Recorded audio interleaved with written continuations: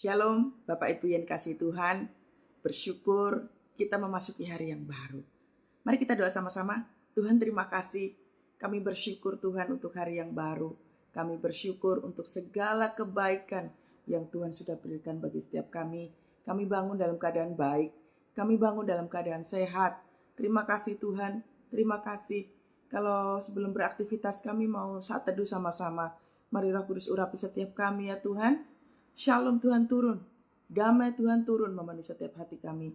Kami duduk tenang, kami memiliki jiwa yang tenang. Terima kasih Tuhan, ambil alih saat teduh pagi hari ini. Biar kuasa Tuhan yang turun. Terpujilah nama Tuhan Allah yang mengurapi hambamu ini. Bukan hamba, tapi Roh Kudus yang mengajar setiap kami. Dalam nama Tuhan Yesus. Haleluya. Amin, amin, amin. Wow, apa kabar saudara? Saya percaya pasti dahsyat dan luar biasa. Ya, tema kita hari ini adalah hati-hati emosi. Ya, hati-hati emosi. Mari saudara buka di kitab Matius 18, mulai dari ayat yang ke-21 sampai dengan 35. Ya. Hati-hati emosi. Ya. Kita belajar ya saudara ya, semua orang pasti punya rasa pengen sedih, pengen marah ya, perasaan hancur, perasaan tertekan, atau perasaan happy banget ya. Tapi kita hari ini mau belajar mengenai hati-hati emosi. Nah, emosi itu gak salah, gak apa-apa, tapi ada kata hati-hatinya ya. Karena kita harus punya batasan-batasan agar supaya kita tidak membiasakan diri memiliki karakter atau perilaku suka meledak-ledak gitu ya. Coba kita lihat dulu bagaimana Tuhan Yesus mengajarkan kepada kita mengelola emosi dengan benar. Ya. Ayat yang ke-21. Sudah siap saudara dengan firman Tuhannya? Ya. Kemudian datanglah Petrus dan berkata kepada Yesus, Tuhan, sampai berapa kali aku harus mengampuni saudaraku jika ia berbuat dosa terhadap aku? Sampai 7 kali.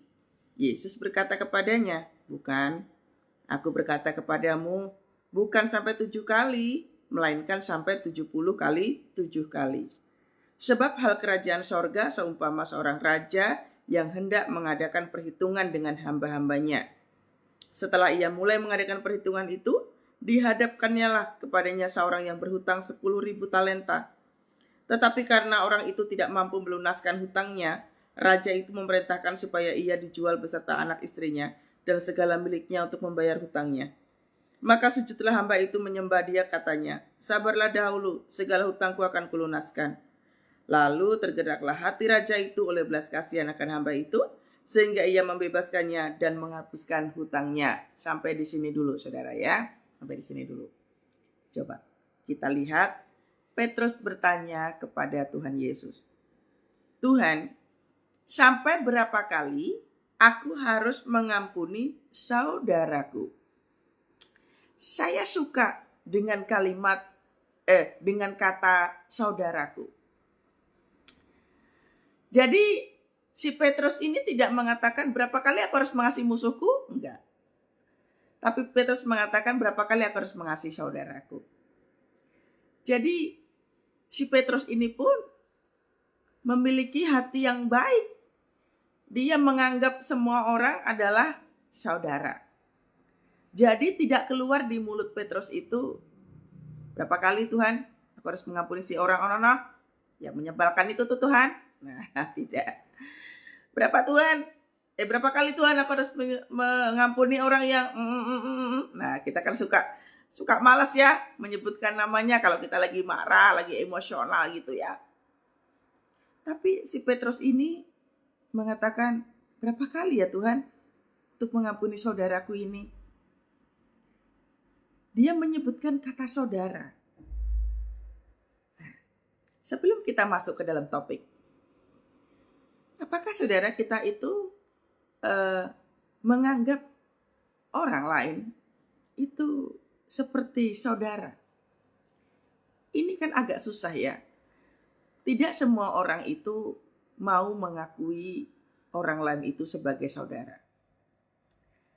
Ada orang yang membuat batasan-batasan.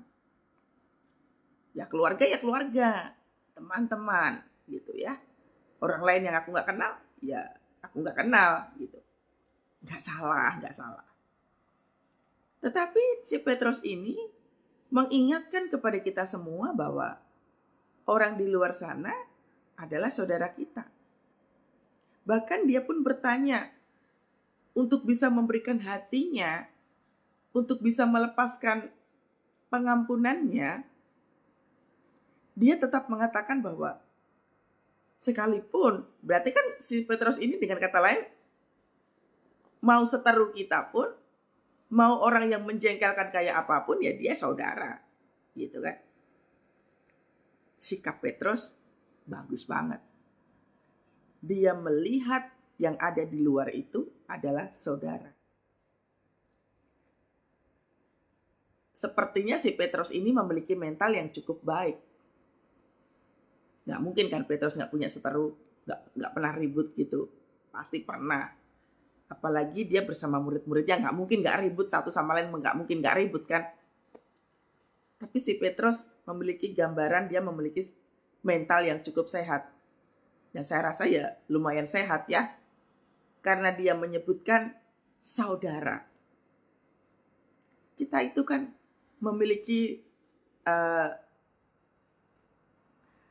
satu kesusahan dalam kehidupan kita itu. Kalau kita marah dengan seseorang, kita nggak mau nyebutin namanya. Betul? Bahkan untuk ketemu sama orangnya pun nggak mau. Tetapi pagi hari ini saudara, nggak tahu kenapa tiba-tiba, ini kan sebenarnya kan ayat ini kan sudah sering banget ya kita baca ya. Tapi pagi hari ini seolah-olah di underline sama Roh Kudus. Saudara, di underline betapa pentingnya ini. Jadi seperti diingatkan bagi kita semua termasuk saya juga, orang-orang yang berseteru sama kita. Mau itu pasangan, orang tua, mertua, teman-teman, sahabat, sesama rekan kerja. Perseteruan itu tetap dianggap sebagai persaudaraan. Mendengar ini saja mentalnya sehat banget, bukan? Nah, mari saudara pagi hari ini, sebelum kita masuk ke dalam topik utamanya, coba rileks dulu. Kita sedang nggak suka dengan siapa hari-hari ini. Kita lagi emosi dengan siapa hari-hari ini. Bisakah kita tarik nafas dulu? Lepaskan saudara. Dan ingatlah wajahnya bahwa dia saudara. Saya juga lagi ngingetin seseorang saudara ya. Ya beberapa orang gitu ya. Saya lagi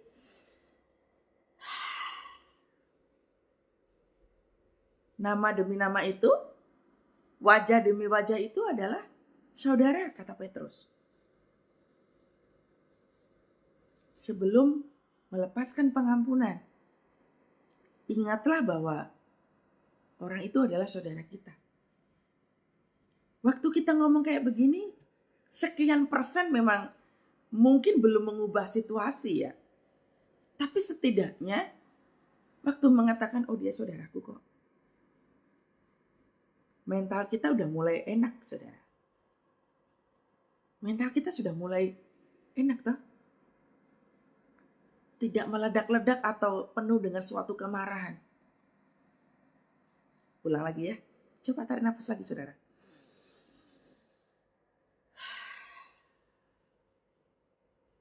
Iya, dia saudaraku. Kalau kita lagi gak suka sama seseorang, sah saudara ya. Gak masalah, gak apa-apa saudara ya. Kita itu memang manusia biasa yang gak mungkin kita gak marah sama orang. Marah boleh. Tapi coba lakukan yang seperti tadi. Itu seperti self therapy yang bisa sekian persen itu bisa membuat mental kita setidaknya terjaga aman. Ya? Terkadang kan kita tuh suka gondok banget gitu ya. Kalau orang, karena saya sudah kelamaan tinggal di Semarang, gondok banget gitu ya. Apa ya bahasa Indonesia ini udah cueng kalau kayak gitu ya.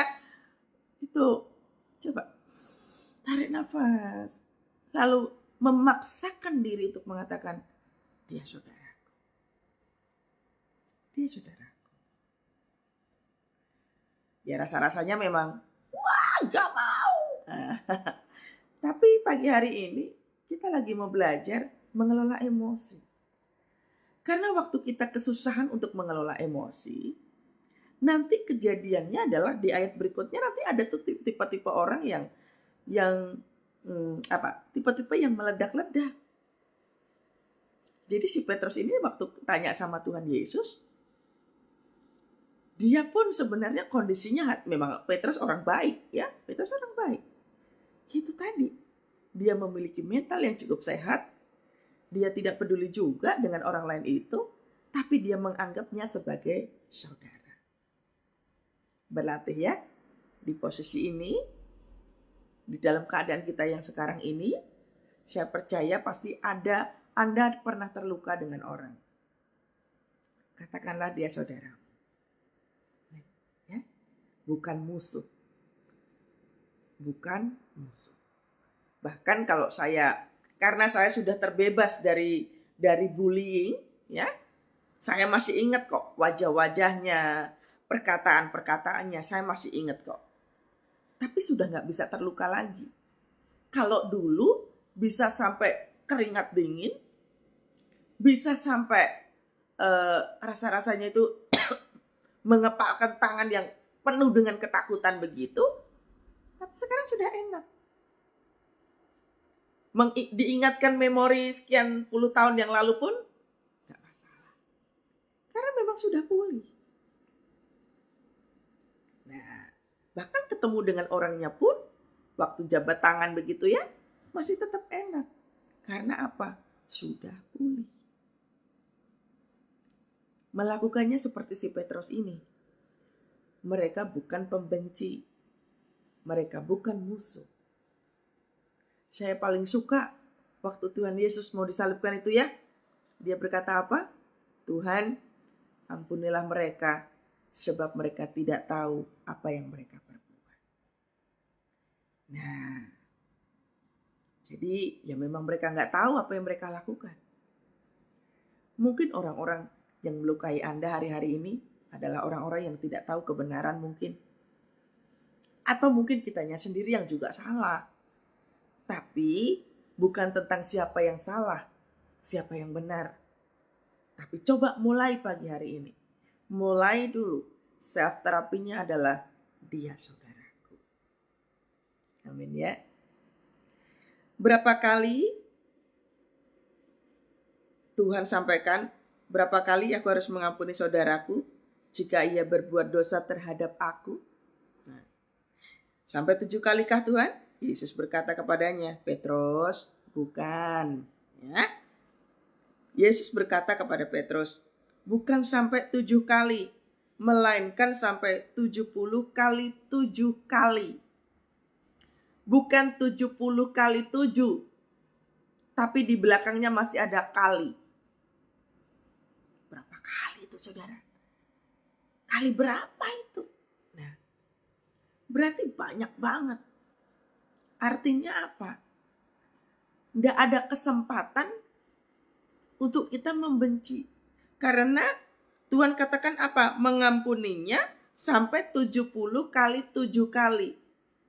Berarti Tuhan Yesus berupaya untuk mengajarkan kepada kita agar supaya jangan ada space kosong untuk hatimu terluka, untuk hatimu penuh dengan dendam, untuk hatimu penuh dengan kemarahan, jangan ada space.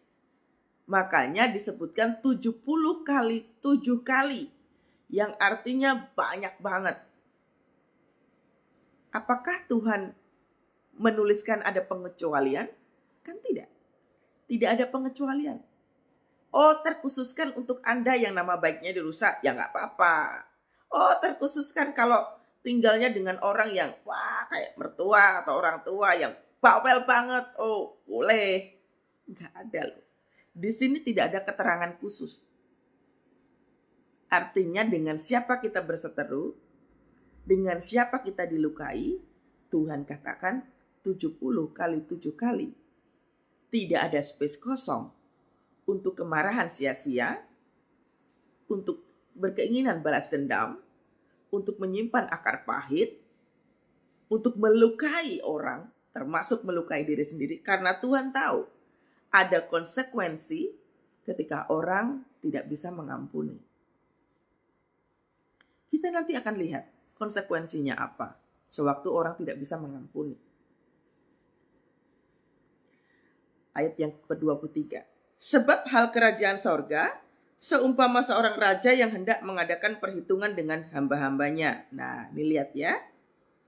Setelah ia mulai mengadakan perhitungan itu, dihadapkannya lah kepadanya seorang yang berhutang 10.000 talenta. Tetapi karena orang itu tidak mampu melunaskan hutangnya, raja itu memerintahkan supaya ia dijual beserta anak, istrinya, dan segala miliknya untuk membayar hutangnya. Coba, karakter pertama adalah raja. Ya, karakter pertama adalah raja. Ini kan utangnya 10.000 talenta. Apa iya 10.000 talenta itu digantikan dengan istri dan anak? Lalu apalagi itu? Dan segala miliknya, sisa-sisa yang ia punya harus dibayarkan. Itu kan tidak sebanding, betul?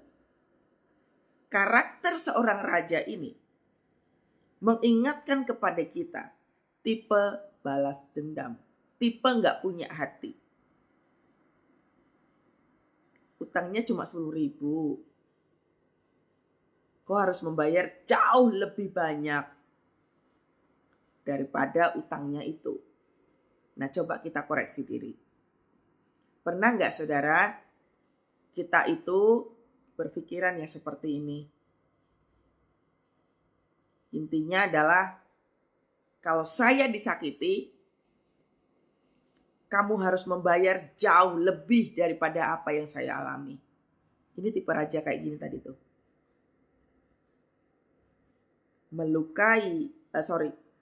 Hutangnya 10.000, tapi engkau harus membayar anak, istri, dan sisa yang ada. Berarti ini tipe apa? Tipe gak punya hati, tipe gak peduli. Engkau harus lebih daripada itu. Punya gak saudara? Engkau punya hati yang seperti itu. Tidak bisa mengampuni, tidak bisa menerima. Engkau harus lebih menderita dari apa yang saya alami. Ini tipe raja seperti ini. Tadi di atas, sebelumnya si Petrus mengatakan apa? Berapa kali Tuhan saya harus mengampuni saudaraku? Petrus mengingatkan kepada kita bahwa orang-orang di luar sana adalah saudara kita.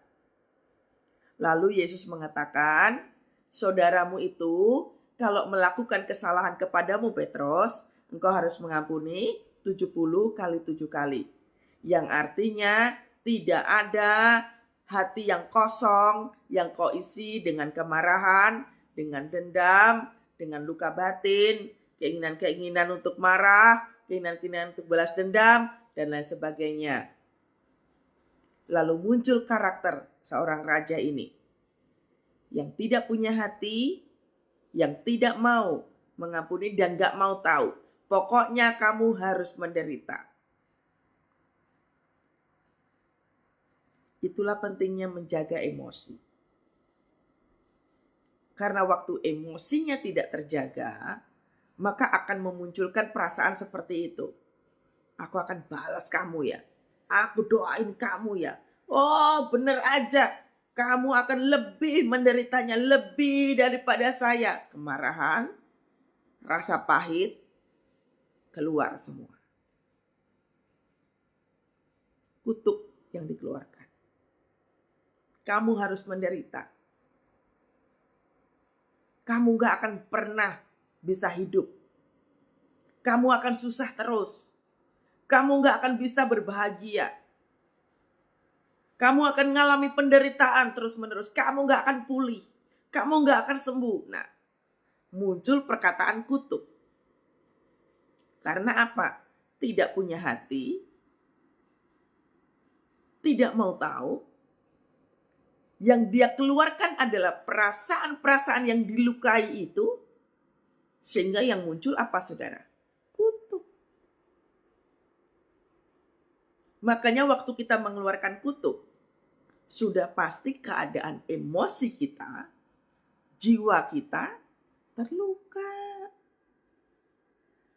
Jangan ngomong tentang mental lagi. Mentalnya sudah pasti nggak sehat. Karena apa? Mengeluarkan kutuk.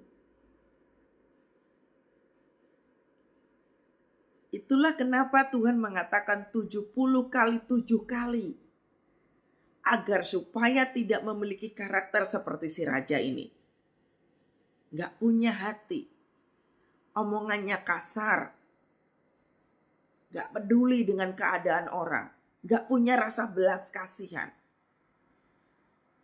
Selalu ada konsekuensi ketika kita tidak mau mengampuni kesalahan orang.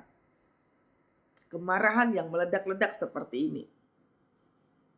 Ini kan tipe-tipe orang seperti apa? Ya, utangnya berapa? Nggak sebanding. Utangnya cuma 10.000 talenta kok. Dan tidak ada kesempatan dan tidak diberikan kesempatan untuk apa? Untuk mengangsur. Lihat ya. Di atas yang pertama. Maka sujudlah hamba itu menyembah dia, katanya, sabarlah dahulu, segala hutangku akan kulunaskan. Orang ini minta pengampunan. Tapi lihat bagaimana karakter raja. Lalu tergeraklah hati raja apa? Oleh belas kasihan.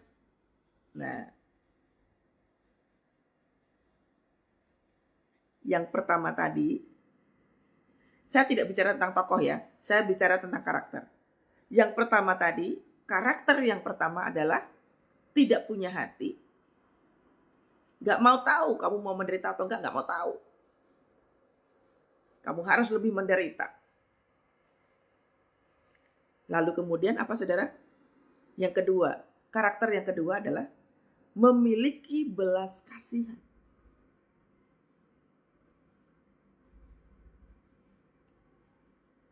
Apakah kita masih punya perasaan seperti itu, saudara? Punya rasa belas kasihan.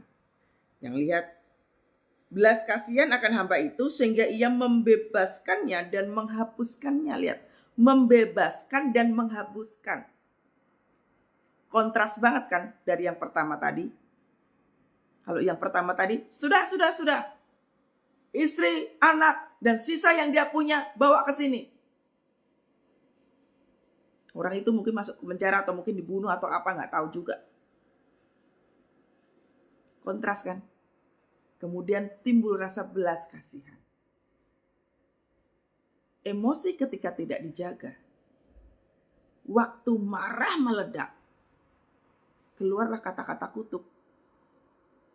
Kutuk itu tuh membahayakan, saudara. Kutuk itu bukan dari hati.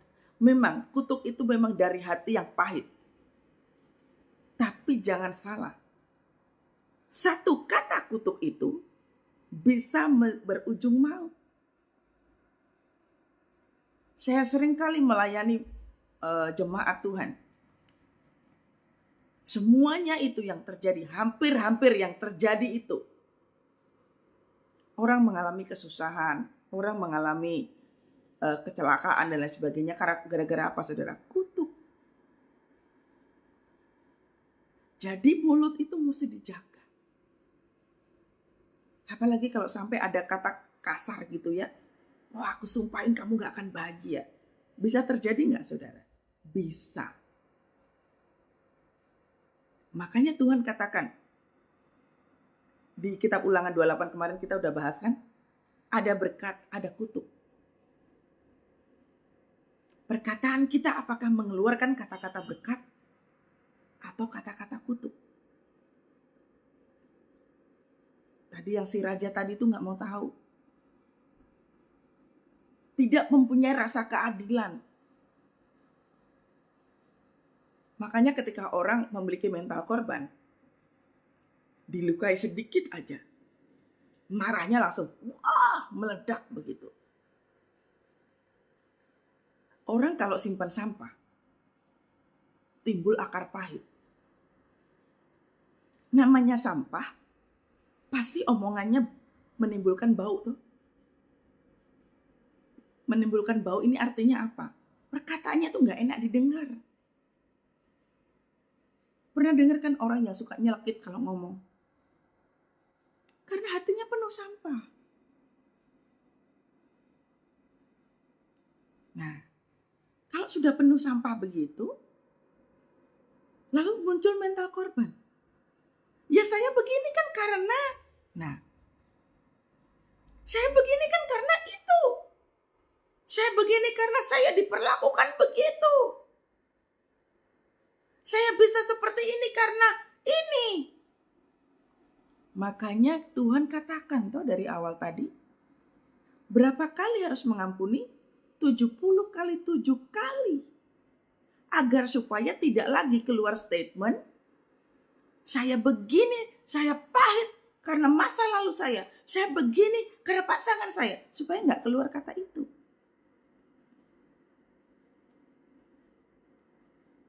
Selalu ada konsekuensi sewaktu kita tidak mau mengampuni.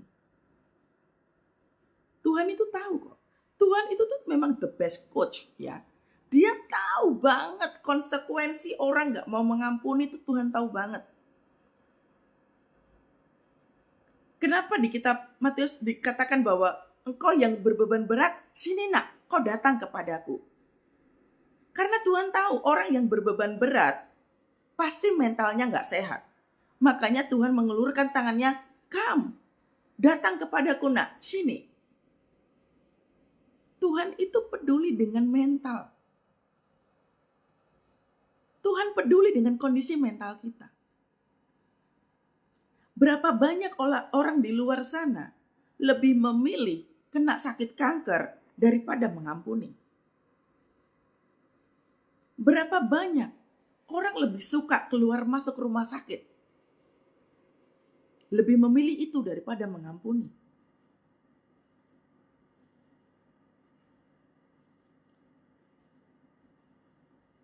Selalu ada konsekuensi.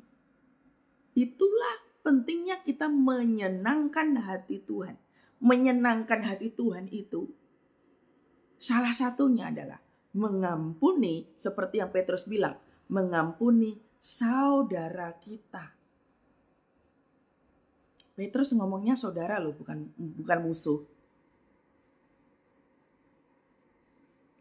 Karena selalu ada konsekuensi sewaktu orang tidak bisa mengampuni. Bu, tapi kan orang itu menipu, Ibu. Bu, tapi orang itu membunuh anak saya, Ibu. Bu, tapi orang itu. Mengampuni itu pilihan memang, saudara.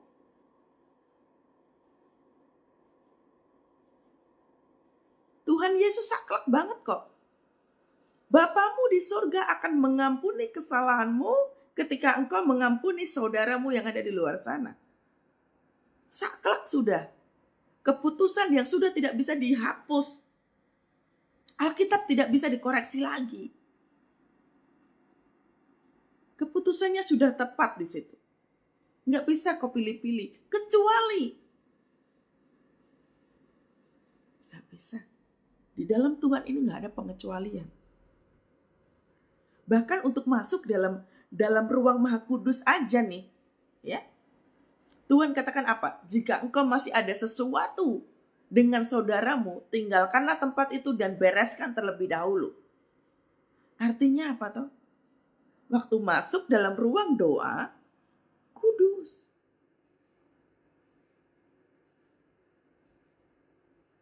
Standar yang Tuhan berikan kepada kita nggak sama, saudara, dengan orang-orang dunia. Itulah mengapa mengikut Yesus itu nggak gampang. Kita sukanya cuma berkat, berkat, berkat. Tapi jangan salah. Berkat tidak akan turun juga sewaktu kita tidak mau mengampuni kesalahan orang. Berkat itu tidak hanya bicara tentang materi loh. Materi itu bonus loh sebenarnya. Tapi kesehatan itu berkat. Sukacita itu berkat. Tapi kalau orang yang timbul pahit hati, timbul penuh dengan sampah hati, bisakah dia sehat? Orang yang timbul rasa luka, terus menerus, gak bisa mengampuni, bisakah dia berdoa dengan tenang, saudara? Karena mentalnya gak sehat. Dan jangan coba-coba orang yang punya luka hati, engkau doa peperangan. Kemarin kita lagi bahas tentang doa keliling kan. Jangan coba-coba engkau yang punya hati pahit melakukan doa peperangan. Kau orang yang pertama ketembak.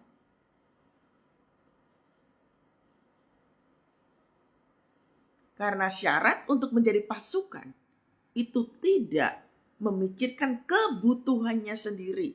Kebutuhan itu tuh bukan makanan, minuman, pakaian, bukan. Salah satunya apa? Mental itu. Kalau kita mau berperang, coba aja saudara ya. TNI yang mau berperang nih, misalkan. Para tentara-tentara yang lagi dipersiapkan untuk berperang. Tapi dia meributkan tentang hatinya yang luka lah. Hatinya yang pedih dan apanya segala macamnya. Kira-kira bisa nembak musuh gak saudara? Gak bisa. Karena fokusnya dia pada hati yang luka. Dia gak bisa nembak musuh.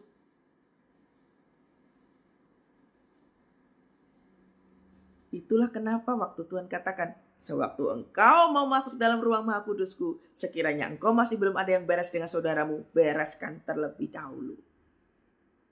Karena kalau tidak, kekudusan tidak melingkupi kita. Ku masuk ruang Maha Kudus dengan darah anak domba. Gak bisa dengan darah anak domba, saudara. Kalau hati kita pahit. Kalau saya ngomong begini bukan berarti kita gak boleh marah sama orang yang melukai kita loh. Saya gak ngomong begitu loh ya. Anda boleh marah. Tapi jangan timbul akar pahit.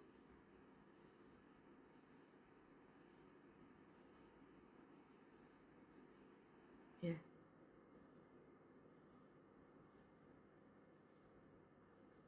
Hati-hati dengan emosi. Karena itu penting sekali saudara. Mengapa doa kita salah satunya? Mengapa kita itu tidak diberkati oleh Tuhan? Salah satunya adalah ini. Tidak melakukan firman Tuhan yang ini. Tidak mau mengampuni kesalahan orang. Saya harus ingatkan berkali-kali bahwa mental itu kita punya. Jadi jangan suruh orang lain itu ngurusin mental kita.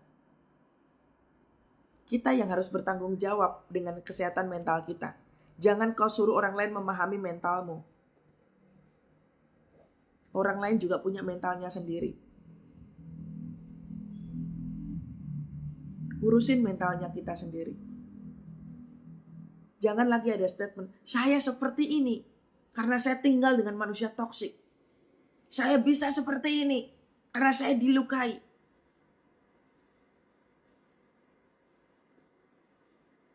Kan Tuhan sudah katakan dari awal.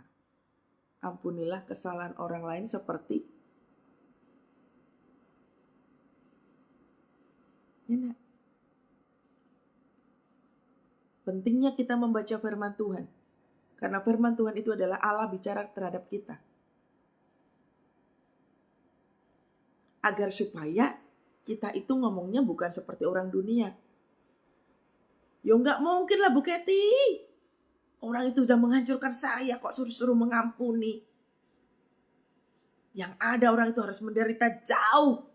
Apalagi kalau udah sentuh-sentuh anak saya. Oh dia harus jauh lebih menderita. No. Saya enggak mau mengampuni. Free will. Kehendak bebas. Monggo kalau enggak mau mengampuni. Tapi jangan lupa. Ada konsekuensi yang harus kau tanggung. sewaktu engkau tidak bisa mengampuni kesalahan orang. Makanya kenapa saya bilang, banyak orang lebih memilih kena kanker daripada mengampuni.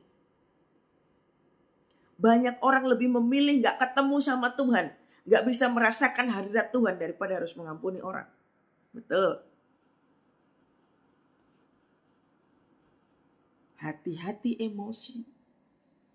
Karena emosi yang tidak dipelihara dengan sempurna, maka perilaku kita, perkataan kita, cara kita berpikir pasti berubah. Amin. Maka tergeraklah hati raja itu oleh belas kasihan akan hamba itu, sehingga ia membebaskannya dan menghapuskan hutangnya. Karakter kedua adalah punya rasa belas kasihan. Ya sudahlah. Kalaupun orang itu menipuku, ya sudah. Aku percaya Tuhan melihat hatiku. Kalaupun orang itu meninggalkan aku dan anak-anakku, ya sudahlah. Mungkin memang salahku juga, sehingga pasanganku meninggalkanku. Tuhan, aku berdoa supaya pasanganku bisa kembali pulang dengan baik. Nah, itu berasa belas kasihan. Hati orang mulai tenang. Kenapa? Karena punya rasa belas kasihan. Dia melakukan yang itu tadi, yang Tuhan katakan tadi, 70 kali 7 kali.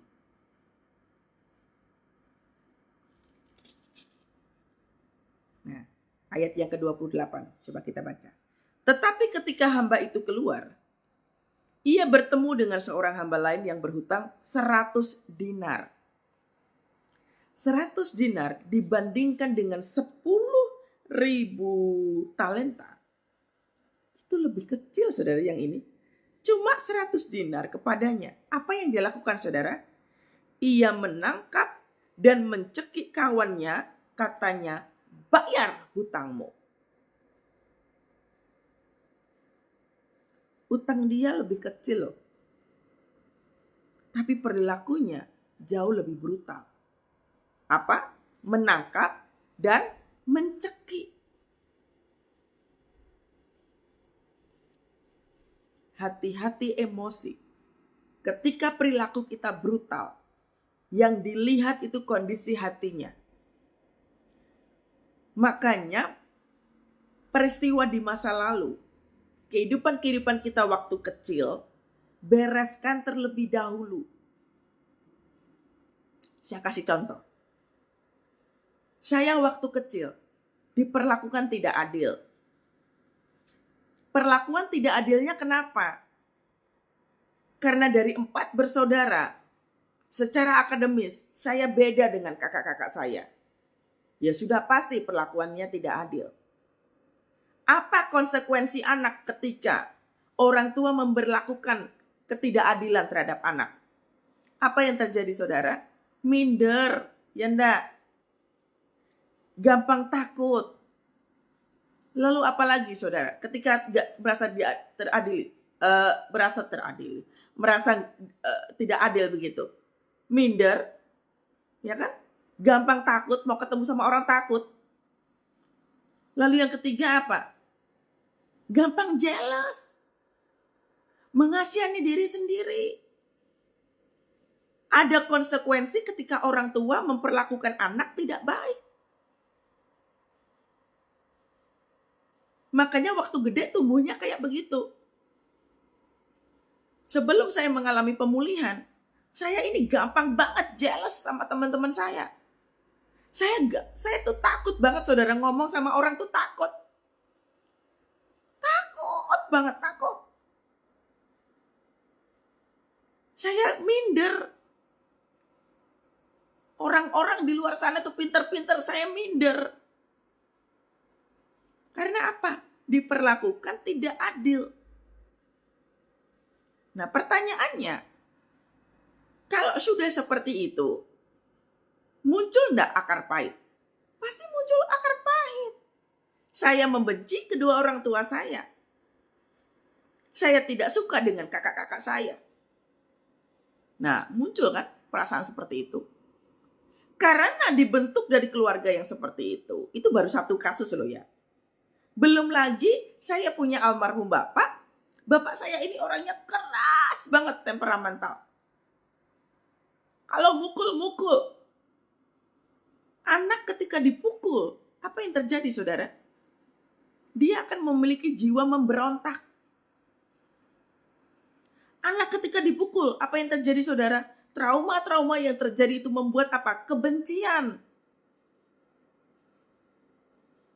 Muncul trauma. Kalau melihat anak dipukul, trauma. Bisa menjerit, bisa Waktu gede baru kelihatan itu. Nah, kejadiannya jadi kayak ayat yang ke-28. Perilaku saya jadi brutal. Jadi waktu saya udah kerja gitu ya, kebetulan posisinya ya lumayan tinggi begitu, dengan karyawan, dengan bawahan juga kayak begitu jadinya. Gebrak meja, ngomong kasar, ngata-ngatain orang. Karena apa? Yang masa lalu kecilnya nggak dibereskan.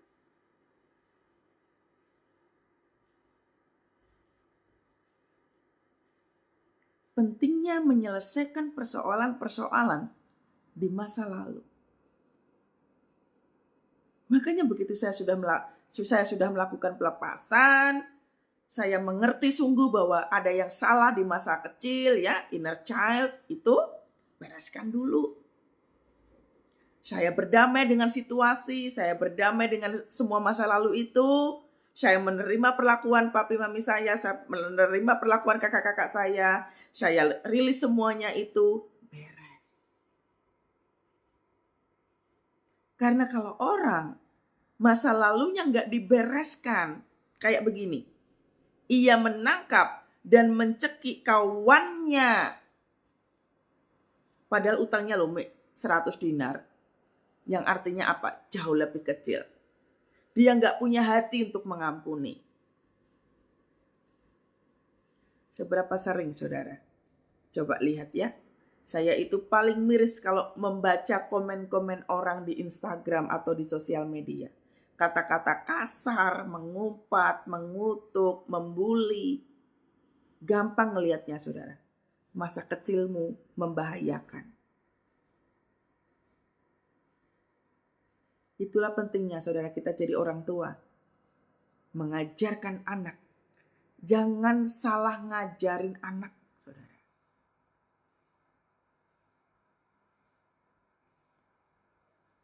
Saya punya teman saudara ya, gampang sekali tersinggung.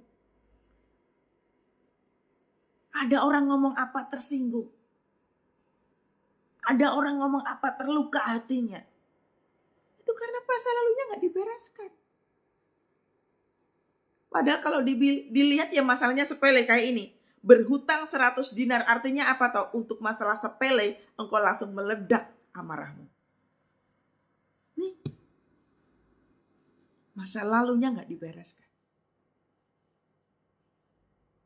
Orang-orang yang memiliki masa lalu gak dibereskan saudara, kesehatan mentalmu pasti gak aman. Pasti gak aman. Makanya saya bersyukur sekali. Begitu sudah melakukan pelepasan saudara ya.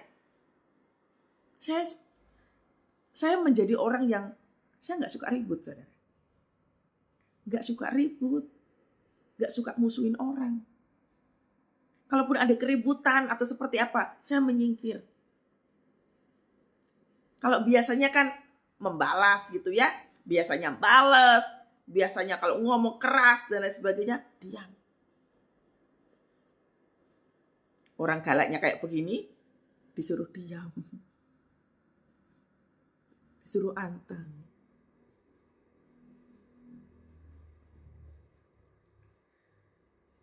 Ia bertemu dengan seorang hamba lain yang berhutang 100 dinar kepadanya. Ia menangkap dan mencekik. Berarti perilakunya itu udah gak baik.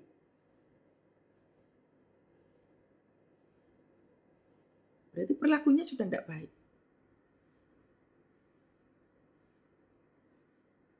Kita ini, coba dicek saudara ya. Pagi hari ini jangan cuma mendengar saja. Coba cek hatimu kayak apa. Karena kondisi hati kita itu mempengaruhi loh. Mempengaruhi orang-orang di sekitar kita loh, saudara. Karena kesehatan mental kita yang gak baik itu bisa melukai kita, juga akan melukai orang lain. Kayak tadi tuh ya, kayak salah satu, saya kasih contoh tadi tuh teman saya itu. Ada orang ngomong apa, sepele aja, marah, kecewa, terluka. Ujung-ujungnya apa? Balas. Nah, membalas. Dia berusaha mempengaruhi orang lain. Oh, bencilah orang ini. Nah, perilakunya kan jadi tidak baik kan? Selama mentalmu nggak baik, selama hatimu penuh dengan sampah, perilakumu pasti jahat. Pasti jahat, saudara. Ini mau pelayanan Tuhan kek, mau enggak, mau kenal Tuhan atau enggak, ini enggak bicara tentang Kristen atau agama apa, enggak. Ini untuk bicara untuk semua orang. Selama sampah enggak dibuang, selama luka-luka hati enggak dibereskan, maka perilaku kita tuh akan brutal. Pernah ketemu enggak sama orang yang di depan kita manis, di belakang nusuk? Pernah? Ya kayak gini. Karena hatinya nggak dibereskan.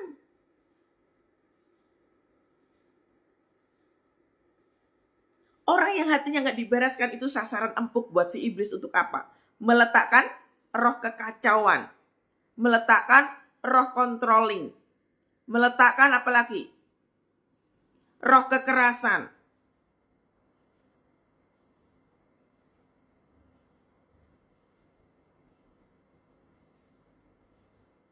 Iblis menggunakan kesempatan demi kesempatan kalau ngelihat orang yang mentalnya nggak sehat, dilepaskan itu roh jahatnya.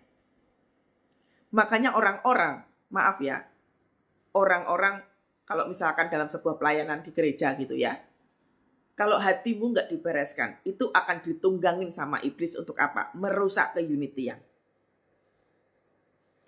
Pernah lihat kan, sekarang ini kan lagi ngetren NPD tuh.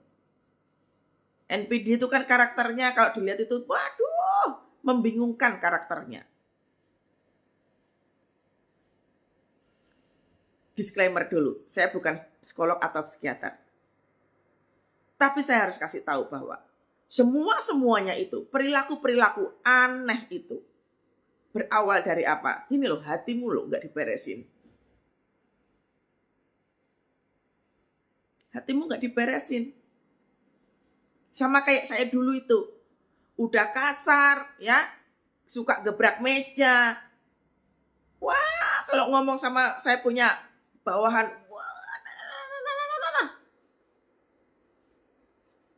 banyak sampah di hati saya, banyak sampah, gak dikeluarin. Bisa menimbulkan akar pahit buat orang lain gak? Bisa. Jadi orang, makanya kan kalau dalam ilmu psikologi itu energi itu nular. Energi negatif bisa nular, energi positif bisa nular. Kalau energimu penuh dengan kemarahan kayak saya dulu itu. Makanya saya di kantor itu, saya punya circle sama semua kayak saya. Karena ditunggangin sama iblis. Karena apa, saudara? Yaitu tadi, tidak punya keinginan untuk melepaskan diri dari itu semua. Makanya iblisnya yang masuk. Jadi saya rasa, saudara, orang-orang yang misalkan ya, ada tanda-tanda atau gejalanya NPD gitu ya. Saya terlalu yakin sekali. Perilaku masa kecilnya nggak dibereskan. Makanya firman Tuhan itu benar, pakai banget, saudara. Tuhan tahu konsekuensinya kalau misalkan kita itu nggak mengampuni, itu kayak gini jadinya. Bikin repot semua orang. Ia menangkap dan mencekik. Itu kan perilaku yang kasar. Saya punya saudara itu ya. Saya punya saudara, dia kalau ngomong sama istrinya itu, waduh kasarnya setengah mati. Saya tuh kalau satu mobil sama dia gitu ya, aduh saya tuh sampai hatiku, aduh Tuhan, berarti aku dulu itu kalau kasar tuh kayak gitu. Tuhan ampuni saya, tapi aku bersyukur Tuhan aku udah bertobat. Wah dia tuh kalau ngomong sama istrinya kasarnya setengah mati saudara. Saya tuh sampai aduh Tuhan. Ini kan gini, perilaku masa kecilnya gak dibereskan. Jadi kalau Anda kesusahan untuk membuang sampah dan lain sebagainya, itulah pentingnya saudara. Saya pun suka mendetoks diri saya sendiri. Karena saya kan sering ketemu orang ya, suka pelayanan kemana-mana gitu ya. Terkadang itu kan ya namanya juga ketemu sama orang, spirit orang kan ya banyak sekali saya ketemu dan lain sebagainya. Saya perlu juga untuk mendetoks semua pikiran, banyak juga yang saya kerjakan, banyak pikiran, banyak pekerjaan dan lain sebagainya. Banyak hal yang dilakukan, harus dirilis. Makanya detoks itu penting. Nah caranya bagaimana? Merefleksi diri. Makanya jangan dikit-dikit kecewa sama orang, dikit-dikit terluka sama orang, saudara. Amin ya. Belajar ya.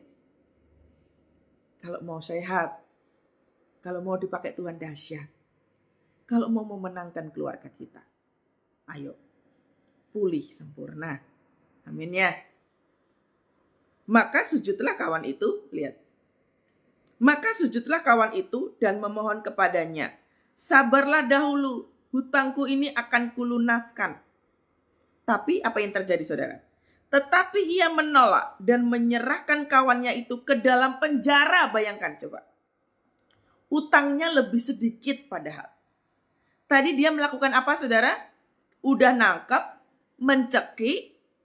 Lalu apa? Dia akan diseret ke dalam penjara. Ini gambaran perilaku orang yang gak punya hati.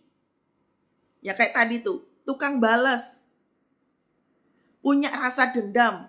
Jangan salah saudara, terkadang kita dendam dengan seseorang gak sadar. Contohnya apa nih? Kalau timbul rasa iri hati. Kita tuh iri hati sama orang itu tuh gak sadar loh. Saya pun juga kadang begitu. Makanya detox itu penting. Saya pun kadang ya saudara ya. Kadang saya tuh juga mengoreksi diri saya sendiri. Aduh Tuhan, ampuni saya Tuhan. Kok saya punya rasa iri hati? Makanya detox itu penting. Saya juga bukan orang sempurna, saudara. Saya juga sering melakukan kesalahan. Tapi detox penting. Makanya saya itu kalau hari Sabtu atau hari libur begitu ya, saudara ya. Saya itu duduk tenang dulu di meja kerja gitu ya. Saya mencoba merefleksi diri. Apa yang sudah dilakukan gitu ya. Omongan-omongan saya, perilaku saya, kayak gitu. Saya tulis di kertas begitu ya. Saya melakukan apa kayak gitu. Terus saya baca, saya renung-renungkan. Iya ya. Kok saya itu punya perilaku kok gak baik kayak gini ya Tuhan. Ampuni saya Tuhan. Nah itu namanya detox. Jadi kalau sudah kayak begitu. Namanya detox itu tuh ya ojo begekar PDW. Begekar PDW itu gimana ya pengertiannya. Maksudnya itu bahasa Jawa tuh lebih enak sih soalnya. Tolong saudara. Apa ya begekar PDW itu? Ojo keras kepala lah ya. Enggak, aku enggak salah. Misalkan gitu. Namanya detox itu enggak boleh mikir kayak gitu. Namanya mengoreksi diri, namanya aja koreksi diri. Yuk jangan bilang, wah aku enggak salah, biarin aja dia. Nah itu namanya enggak koreksi diri saudara ya. Nanti enggak detox jadinya. Oh ya terima kasih Ibu, semaunya sendiri. Jadi nanti jadinya enggak detox. Nanti yang ada apa? Enggak terjadi apa-apa, enggak ada pemberasan, mentalmu enggak sehat juga. Enggak begitu saudara ya, enggak begitu caranya. Enggak begitu caranya. Jadi supaya enggak terjadinya kayak gini tuh loh. Utangnya cilik gitu ya, utangnya kecil gitu. Ya.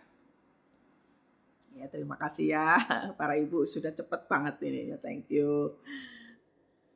Jadi waktu detox itu, namanya koreksi diri, yang ditunjuk itu ini. Kenapa kok orang itu memfitnah saya ya? Kayak gitu. Ini contohnya saya sendiri aja ya. Wah, saya tuh difitnah, waduh.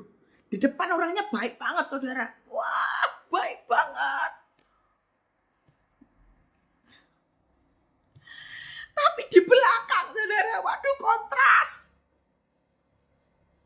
Waktu saya detox, gitu ya. Saya itu kan orangnya nggak suka kepo sebenarnya, saudara. Nggak suka kepo. Kok ya beritanya itu muncul sendiri gitu ya. Maksudnya tuh orang datang ke saya, oh ini tadi tuh ngomong gitu, misalkan gitu ya. Aduh, rasa-rasa itu saya tuh nggak pengen denger sebenarnya. Tapi benar juga, terkadang Tuhan izinkan itu terjadi supaya saya tahu. Yang kedua, terkadang Tuhan izinkan itu terjadi supaya apa? Supaya kita berjaga-jaga, ya. Di situ, oh iya, kalau dia kasak-kusuk di belakang, apa yang terjadi? Oh, ternyata pada waktu itu Tuhan kasih ingat sama saya. Dia melakukan itu karena dia jealous. Dia tidak punya teman. Dia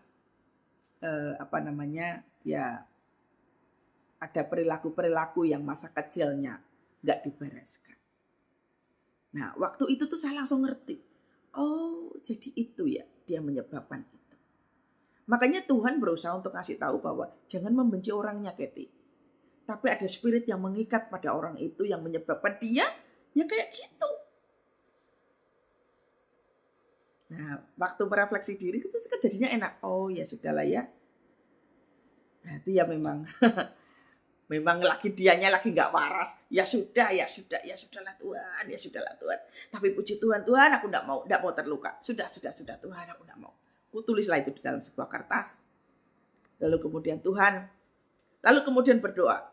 Nah, baru setelah itu kertasnya saya robek begitu ya. Tuhan, saya nyatakan saya berdamai dengan diri saya sendiri. Saya berdamai dengan orang itu. Jaga jarak saja. Ya, jaga jarak.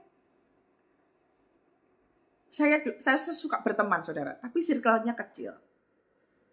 Karena saya ini agak sibuk, saudara ya. Jadi tiap hari ketemu orang kayak gitu. Jadi kalau ketemu sama teman-teman itu tuh hanya sebentar gitu ya. Paling cuma makan bareng atau apa. Kalau hangout itu tuh hampir-hampir sekarang udah gak punya waktu lagi.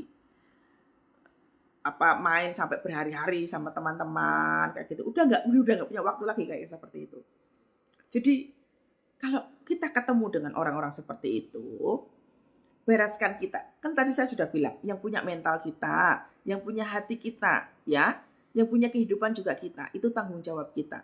Kita harus kenal siapa diri kita sendiri. Ya, kita harus tahu bagaimana caranya kita mengelola emosi itu. Harus tahu. Nah, caranya gimana ya tadi tuh? Ya, biasakan merefleksi diri. Namanya merefleksi diri itu ya jangan nuding-nuding orang. Namanya merefleksi diri kok. Ya, saya juga tuding diri saya sendiri. Gitu. Itu membuat kita tuh lebih rendah hati. Ya, agar supaya nggak brutal kayak si orang ini tadi. Utangnya loh cuma 100 dinar. Udah menangkap, mencekik, masukin penjara lagi. Jangan sampai kita itu memiliki karakter yang seperti itu. Terkadang kita nggak sadar loh kalau kita itu berbuat jahat sama orang. Jangan salah loh saudara ya. Jangan salah. Kita nih misalkan ya. Si A ini toksik banget misalkan. Kita berusaha untuk menceritakan kepada orang-orang bahwa si A ini berbahaya. Lu jangan berteman sama orang ini. Tanpa disadari kita jahat loh. Mengajak orang lain untuk apa? Membenci orang ini. Itu sasaran empuk si iblis. Nanti orang-orang di luar sana menjadi begini. Kata si Keti, orang itu gak baik. Dia akan menceritakan kepada orang-orang lain lagi. Nah, kata-kata kita jadi gak berkat lagi. Karena udah kasak-kusuk.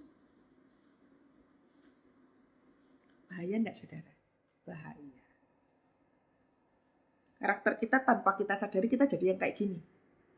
Menangkap, mencekik, masukin penjara. Brutal. perilaku kita jadi kasar sama orang. Ya, saya berdoa pagi hari ini kita semua sehat secara mental, amin. Ya, nanti kita buang itu semua sampah. Pentingnya kita tuh melakukan pelayanan pelepasan tuh kayak gitu, saudara. Pelayanan pelepasan itu tuh nggak cuma sekali loh, jangan salah. Kalau misalkan ditanya, oh aku udah pelepasan kok, tapi tetap aja perilakunya nggak berubah, ya Anda harus pelepasan lagi. Karena namanya pelepasan itu sama seperti pergi ke dokter. Kalau perilakunya nggak mengalami perubahan, berarti kan harus duduk sendiri. Bacalah buku, saudara ya. Bacalah buku psikologi. Buku psikologi yang Alkitabiah itu sekarang banyak, saudara ya. Pengajaran-pengajaran psikologi itu secara Alkitabiah banyak banget. Bacalah itu. Karena kebanyakan daripada orang itu tuh ya, kalau Anda tahu ya, kalau lagi live begini tuh memang nggak bisa ngelihat itu ya gambar ya. Jadi kalau ada batu es gitu ya, batu es gitu, yang bentuknya itu mengerucut begini gitu ya. Di bawahnya itu kan ada banyak kemarahan. Ada kemarahan, perilaku-perilaku yang tidak baik waktu kecil itu tuh ngendep di bawah. Nah, jadi perilaku-perilaku kita, kejadian-kejadian di masa lampau itu tuh ada di bawah semuanya. Karena apa? Dibiarkan itu membeku di bawah. Makanya ada namanya dipukul gitu ya, diperlakukan tidak adil, lalu nggak dianggap gitu ya, dikutuk gitu, suka dimarah-marahin, dibully dan lain sebagainya. Semuanya itu ngendap di bawah. Nah, ngendap di bawah menjadi batu, membeku di bawah. Nah, muncullah karakter ke atas. Karakter di sini ada dua. Yang satu tuh ada yang nggak nampak, yang satu itu nampak banget. Lah, yang nggak nampak ini berbahaya juga. Yang nggak nampak itu seperti tadi yang saya bilang tadi tuh. Di depan manis banget. Tapi di belakang, wah brutal perilakunya. Karena apa? Ini yang ada di atas ini. Karena dampak dari yang di bawah ini tadi tuh. Sudah membeku. Makanya muncul apa? Gampang jealous, ya kan? Orang-orang yang kasakusuk itu gampang jealous, ya toh? Takut ditinggalkan, ya?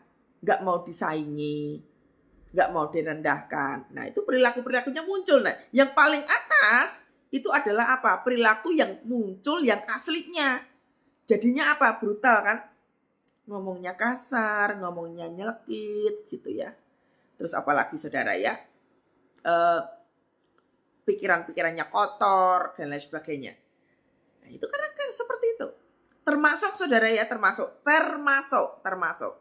orang-orang yang nggak bisa mengendalikan emosinya.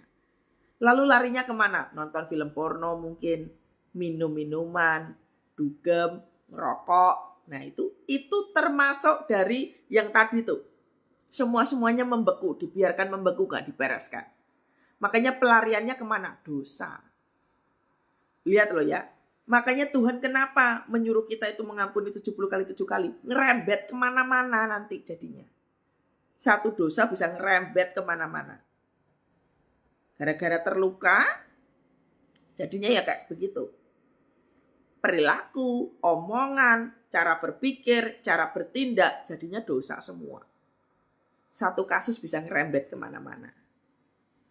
Nah, itulah kenapa Tuhan itu mengajarkan kepada kita di dalam doa Bapa kami, ya kayak begitu. Ampunilah kesalahan kami seperti kami mengampuni kesalahan orang. Sebab Bapamu di sorga akan mengampuni kita sebagaimana kita mengampuni orang lain. Nah, itu udah saklek banget Tuhan ngomongnya. Ya. Melihat itu kawan-kawannya yang lainnya sangat sedih. Lalu menyampaikan segala yang terjadi kepada Tuhan mereka. Lihat ya, hukum tabur tuai itu selalu ada saudara.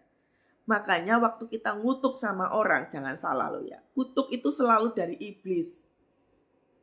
Amin. Iblis itu suka ngutuk. Kemarin sudah dibahas waktu doa keliling. Iblis itu berkeliling untuk apa? Melepaskan kutuk. Kutuk kemiskinan, kutuk kemarahan, kutuk ini dan lain sebagainya. Nah, kalau kita itu ngomong ngutuk misalkan sama orang, itu perkataan iblis saudara. Makanya di kitab Ulangan ada berkat dan kutuk. Omonganmu omongan berkat atau kutuk. Hati-hati ya saudara. Karena yang ditabur itu yang kita tuai. Tuaiannya apa? Ya tuaiannya kita jadi brutal, perilaku kita jadi kayak setan, kita jadi tidak sehat. Nah, ada konsekuensi. Raja itu menyuruh dan memanggil orang itu dan berkata kepadanya, "Hai hamba yang jahat." Lihat, Tuhan menggambarkan orang-orang ini sebagai orang jahat.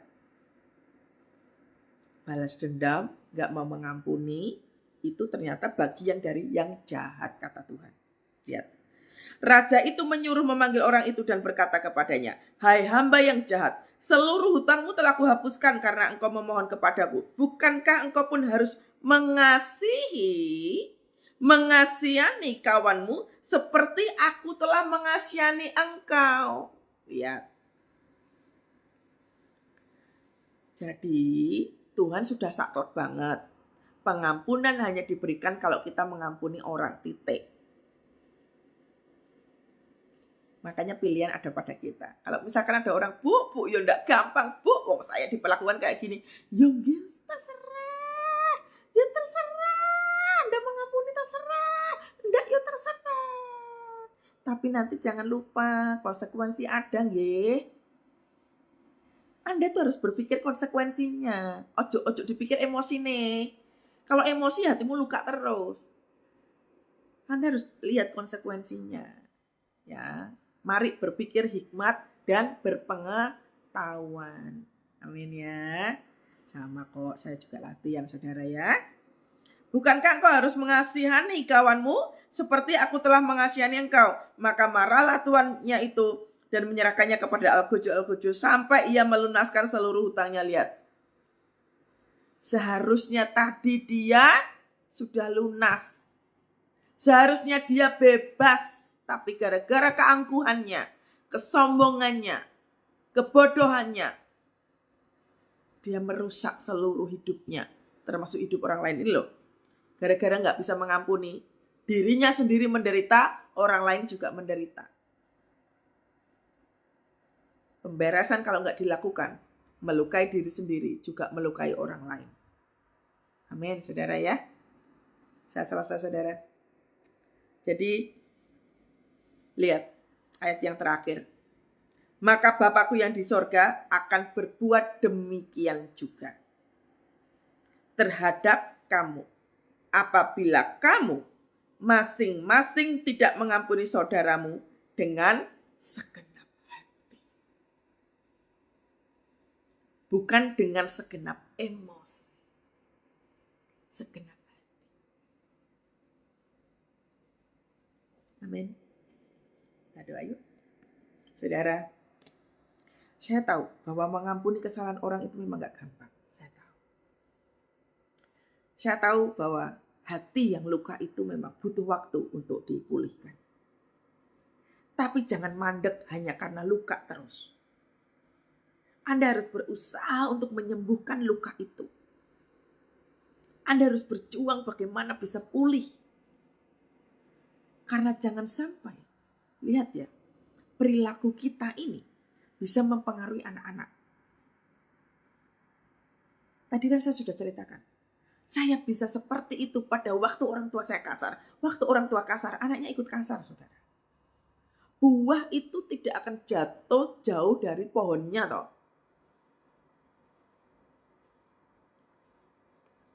Apa yang kita lakukan hari-hari ini? Mari kita menabur kebaikan. Sudah. Saya juga pernah ditipu orang. Saya juga pernah harga diri saya diinjak-injak dengan sesama pelayan Tuhan. Saya juga pernah direndahkan serendah-rendahnya sama rekan kerja saya. Tapi mari kita memilih untuk hidup sehat. Karena Tuhan menyukai orang yang rendah hati. Nama baik bukan kita yang kita mengusahakan, tidak usah. Tidak perlu klarifikasi. Tuhan sendiri yang akan mempromosikan kita. Nama baik itu akan dibersihkan sendiri oleh Tuhan. Selama kita benar. Karena waktu kita dipromosikan sama Tuhan, nama kita akan baik kok. Jadi, ayo kita sehat secara tubuh, jiwa, dan roh. dan lepaskan dari semua sampah kehidupan. Amin. Kita doa dulu ya. Tuhan, saudara dengar baik. Jangan anggap enteng dengan semuanya ini. Engkau harus berusaha membereskan hatimu. Setiap luka yang ada, bereskan itu. Iblis paling suka orang yang luka hatinya. Iblis paling suka orang yang punya balas dendam. Iblis paling suka orang yang membenci orang dengan seluruh kepahitannya. Iblis suka banget. Jangan ditunggangin hatimu dengan perilaku iblis. Jadi putuskan sekarang, doakan saudara. Anda gak perlu mendoakan orang-orang seperti apa, bereskan sendiri dulu. Minta sama Tuhan berdamai dengan dirimu sendiri. Jangan buru-buru mengampuni kesalahan orang. Nanti Anda akan gagal terus. Tapi bereskan diri dulu. Anda bisa mengingat memori di waktu kecil yang belum kau bereskan. Anda bisa menghubungi orang-orang terdekat ya, yang bisa mengerti tentang masalah seperti ini untuk bisa dipulihkan sama Tuhan. Itu enak saudara ya. Tuhan terima kasih. Tuhan kami bersyukur kepadamu untuk sharing pagi hari ini Tuhan. Untuk pengajaranmu pagi hari ini terima kasih. Itu mengingatkan kepada kami semua supaya kami enggak jadi orang yang jahat. Tuhan ampuni kesalahan kami ketika kami itu penuh dengan sampah ya Tuhan. Tuhan tolonglah setiap kami khususnya untuk anak-anak-Mu Tuhan yang penuh dengan sampah hati. Yang hatinya terluka Tuhan. Mereka yang kesusahan untuk mengampuni. Biarlah kasih Tuhan terus mengalir atas kehidupan anak-anak-Mu ya Tuhan. Yang mampu membebaskan mereka. Tolong anak-anak-Mu yang mau berdamai dengan hati mereka ya Tuhan. Mau berdamai dengan dirinya sendiri. Tuhan di dalam nama Tuhan Yesus. Biarlah kesembuhan itu Tuhan berikan buat anak-anak-Mu. Kami semua mau ya Tuhan. Kami semua mau mengampuni orang-orang yang melukai kami. Kami semua mau ya Tuhan. Mau bebas dari itu semua. Kami mau sembuh dari sakit. Kami mau penuh dengan sukacita. Kami mau menang dalam menghadapi apapun ya Tuhan. Terima kasih Bapa, terima kasih. Kami gak bisa sendiri. Kami butuh bantuan Roh Kudus untuk bisa memulihkan hati setiap kami. Terima kasih Tuhan. Terima kasih. Tuhan Yesus baik. Tuhan Yesus selalu baik. Bapa, sentuh hatiku, ubah hidupku menjadi yang baru, bagai emas yang murni. Kau membentuk bejana hatiku. Bapa, ajarku mengerti sebuah kasih yang selalu memberi, bagai air mengalir yang tiada pernah berhenti. Saudara, mengampuni itu seperti menabur benih. Dosa kita pasti diampuni Tuhan waktu kita menabur pengampunan. Kita akan diberkati Tuhan dengan kesehatan atas tubuh, jiwa dan roh kita sewaktu kita menabur pengampunan. Tetapi semuanya itu adalah pilihan kita. Kita mau melakukannya atau tidak. Tetapi pagi hari ini, biarlah semua hatimu terbuka. Roh Kudus akan masuk ke dalam hatimu kalau engkau membuka hatimu. Roh Kudus akan menyembuhkan hatimu kalau engkau mau dipulihkan. Roh Kudus hanya mau kepada orang-orang yang mau membuka hatinya. Engkau yang punya sakit GERD, sakit lambung, ngapain kau banyak pikiran dan banyak sekali emosional yang gak terkontrol dengan benar. Tuhan mau mengampuni, Tuhan mau membebaskan. Tapi kau pilih GERD, kau pilih lambung. Sakit terus menerus. Tuhan katakan, Tuhan Roh Kudus akan masuk ke dalam hatimu. Memulihkan GERD dan lambungmu. Tapi satu, mengampuni. Pilihannya, mau lambung GERD-mu sembuh, atau pengampunan yang secara utuh menyembuhkan tubuh, jiwa, dan rohmu. Roh Kudus akan masuk ke dalam engkau. Kuraba shikarala raba. Oh ya lawala wala raba ya shikalawa. Tuhan Roh Kudus, Ambil alih kami Tuhan. Ambil alih anak-anak-Mu ya Tuhan. Ambil alih. Tuhan mau apa saja Roh Kudus.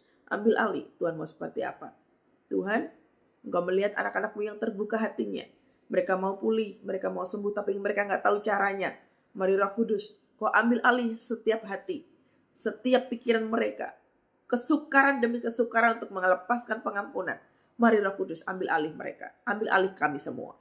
Dalam nama Tuhan Yesus, Tuhan. Biar kuasa-Mu turun atas setiap kami ya Tuhan. Membebaskan yang terbelenggu. Membawa pemulihan setiap hati yang luka. Dalam nama Tuhan Yesus, segala batu es, segala bentuk apapun itu Tuhan, yang mengendap di bawah segala sampah kehidupan yang gak bisa keluar Tuhan. Pagi hari ini Tuhan kami berdoa biarlah kuasa darah-Mu ya Tuhan menghancurkan segala batu-batu es yang ada di hati. Kepahitan, rasa marah, dilukai, akar pahit, perlakuan-perlakuan tidak baik, bullying dan apapun yang terjadi atas anak-anak-Mu ya Tuhan. Ambil alih, hancurkan itu Tuhan dengan kuasa darah-Mu dalam nama Tuhan Yesus. Segala hal yang membatu itu Tuhan dihancurkan dalam nama Yesus. Dalam nama Yesus. Sembuh, pulih, sempurna dalam nama Yesus. Dalam nama Tuhan Yesus. Yes Tuhan, ambil alih hati anak-anak-Mu Tuhan. Ambil alih. Bagai air mengalir yang tiada pernah berhenti, bagai air mengalir yang tiada pernah berhenti. Kami butuh aliran kasih-Mu. Mengalirlah seperti sungai.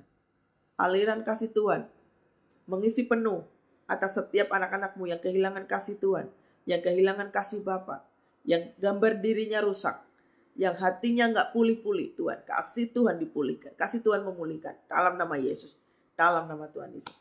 Terima kasih Tuhan, kami percaya kami sudah terima kesembuhan. Kami bersyukur kepadamu ya Tuhan bahwa Engkau terus bekerja. Roh Kudus belum selesai saudara. Roh Kudus akan terus bekerja. Selesai saat teduh ini Roh Kudus akan terus bekerja. Engkau akan terus dilawat oleh Tuhan. Ketika engkau masih buka hatimu, Roh Kudus akan lawat engkau. Engkau akan dipulihkan. Engkau akan disembuhkan. Dalam nama Tuhan Yesus. Terima kasih Bapa. Biarlah berkat-Mu turun atas setiap kami pagi hari ini Tuhan. Memenuhi sepanjang hari ini ya Tuhan. Setiap tuntunan-Mu membawa kami berhasil. Setiap apa yang kami kerjakan ya Tuhan. Keluar masuk kami penuh dengan urapan Tuhan. Dipertemukanlah kami dengan orang-orang baik. Dipertemukanlah kami dengan pekerjaan-pekerjaan yang baik. Kami percaya hari ini diberkati Tuhan. 10 Oktober 2024. Penuh dengan urapan Tuhan. Kemuliaan Allah turun atas setiap kehidupan kami. Keluarga kami, pekerjaan kami, pelayanan kami. Hanya di dalam nama Tuhan Yesus. Haleluya. Amin. Yesus dahsyat. Selamat beraktivitas saudara ya. Tuhan Yesus memberkati. Sampai ketemu besok. Shalom. God bless.